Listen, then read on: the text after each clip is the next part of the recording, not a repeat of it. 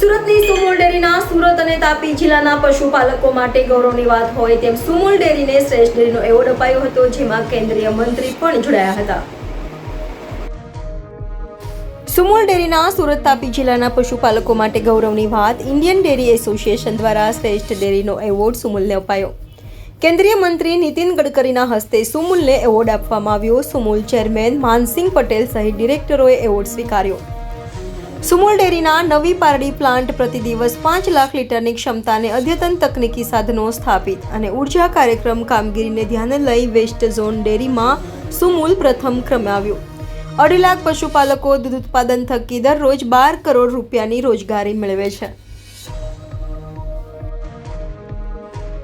Jayesh Patel, director Sumul dairy. Sumul ડેરીના નવી પારડી યુનિટને અદ્યતન ટેકનોલોજી સાથે શ્રેષ્ઠ પરિણામને કારણે ઇન્ડિયન ડેરી એસોસિએશન તરફથી બેસ્ટ ડેરીનો એવોર્ડ એનાયત થયો છે. સમગ્ર સુરત તાપી જિલ્લા સાથે જોડાયેલા 2.5 લાખ પશુપાલકો માટે ગૌરવની ક્ષણ છે. ખાસ કરીને આ એવોર્ડ નાગપુર ખાતે કેન્દ્રના સડક પરિવહન મંત્રી આદરણીય શ્રી નીતિનભાઈ ગડકરીના હસ્તે સંસ્થાના ચેરમેન શ્રી આદરણીય માનસિંગભાઈ પટેલે સ્વીકાર્યો છે. અને આ એવોર્ડને કારણે સમગ્ર પશુપાલકોમાં ખૂબ જ આનંદની લાગણી ઊભી થઈ છે.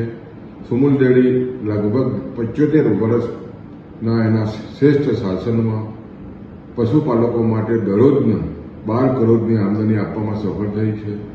અને ડેરી જે રીતે ઉત્તર પ્રગતિ થઈ રહી છે, સમગ્ર નિયામક મંડળના પ્રયત્નો અને પશુપાલકોના પ્રયત્નને કારણે ડેરી શ્રેષ્ઠતા તરફ આગળ વધી રહી છે. તમામ પશુપાલકોમાં આનંદની લાગણી છે.